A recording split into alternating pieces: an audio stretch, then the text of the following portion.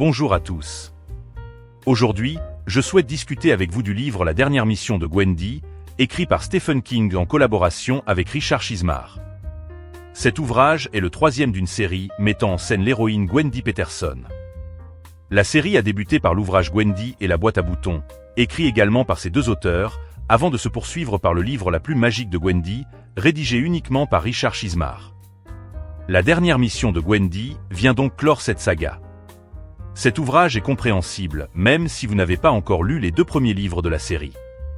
Cependant, pour saisir toutes les références et les subtilités de l'univers de Gwendy Peterson, je recommande de commencer par Gwendy et la boîte à boutons et la plume magique de Gwendy. Cela permet de mieux contextualiser l'histoire finale et d'enrichir votre lecture de la trilogie dans son ensemble. Cet ouvrage étant le fruit d'une collaboration, il peut être difficile, voire injuste, d'attribuer des critiques spécifiques à l'un des deux auteurs, au risque de se tromper de cible. Ainsi, bien que je mentionne principalement Stephen King dans mes observations suivantes, il est important de noter que mes remarques pourraient tout aussi bien concerner Richard Chizmar. La dernière mission de Gwendy se déroule pour l'essentiel dans l'espace, avec toutefois des scènes se passant sur Terre, soit au début de l'ouvrage, soit par la technique du flashback. Je n'ai pas connaissance d'un autre livre de Stephen King se déroulant dans l'espace, mais si vous avez des corrections ou des ajouts à faire sur ce point, n'hésitez pas à les partager dans les commentaires. Je remarque que je pourrais quasiment reproduire mot pour mot des critiques déjà formulées à l'encontre du livre Oli, de Stephen King également, que j'ai récemment commenté dans une vidéo et dans un article. Comme dans Oli, on trouve des références à la pandémie qui nous a tous frappés, utilisées toutefois d'une façon plus habile et sans une connotation faisant du prosélytisme pour la vaccination ou ostracisant les personnes non vaccinées. De nouveau, comme dans Oli, Stephen King critique Donald Trump, mais de façon moins marquée. Toutefois, ici, il prend position plus largement contre l'ensemble des républicains, marquant ainsi clairement sa préférence pour les démocrates. Ce trait caractéristique, renforcé par plusieurs propos contenus dans le livre, démontre que Stephen King est un gauchiste, terme d'ailleurs utilisé dans l'ouvrage.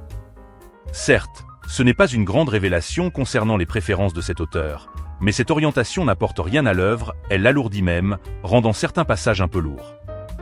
Ainsi en va-t-il notamment des critiques envers les anti-LGBT, des termes pro-avortement, anti-religion, curieusement, seule la religion chrétienne est visée, pro-immigration et même, semble-t-il, anti-français. Ces prises de position, qui se limitent à quelques mots, n'apportent rien à la trame générale de l'ouvrage. Encore comme dans Oli, on voit venir Stephen King de loin concernant l'évolution de certains personnages. Ainsi, l'antagoniste principal est rapidement démasqué et l'on comprend vite qu'il va avoir un rôle important jusqu'au dénouement. De même, on comprend rapidement qu'un protagoniste, qui pourrait être secondaire dans l'histoire, va jouer un rôle principal dans l'issue de celle-ci. Il aurait été préférable de mieux dissimuler l'évolution prévisible du rôle de ces deux personnages, dont je prends soin de ne pas révéler l'identité pour ne pas gâcher le plaisir de lecture. La dernière mission de Gwendy comporte des ponts ou des allusions à d'autres œuvres de Stephen King, ça et La Tour sombre. Ce choix me semble contestable et de nature à perdre le lecteur, surtout s'il n'a pas connaissance de ces univers. Ce livre traîne en longueur. Il faut attendre environ la moitié du livre pour que quelque chose se passe réellement. La fin du livre n'est pas réellement surprenante. En effet, pour connaître la fin, il suffit de lire le titre. Pourtant, malgré les critiques sévères que je viens d'exprimer, ce livre n'est pas désastreux. Le contenu de cet ouvrage est nuancé puisque certains passages peuvent être qualifiés de passionnants, à condition de tenir jusqu'à eux. Nous ne sommes donc pas en présence d'un grand Stephen King. Celui-ci serait-il en train de perdre la main, ou est-ce ma façon d'analyser sa plume qui devient de plus en plus exigeante? N'hésitez pas à partager votre avis dans les commentaires.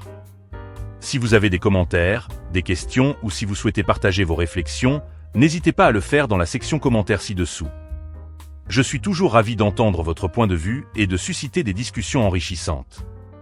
Si vous avez apprécié cette vidéo, n'oubliez pas d'exprimer votre bonne appréciation en cliquant sur j'aime, en vous abonnant à ma chaîne pour ne manquer aucune future vidéo, et à consulter mon site internet pour accéder à du contenu exclusif.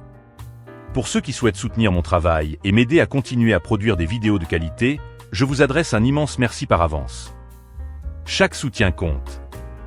Je vous remercie d'avoir consacré votre temps à visionner cette vidéo. À très bientôt pour de nouvelles vidéos extraordinaires.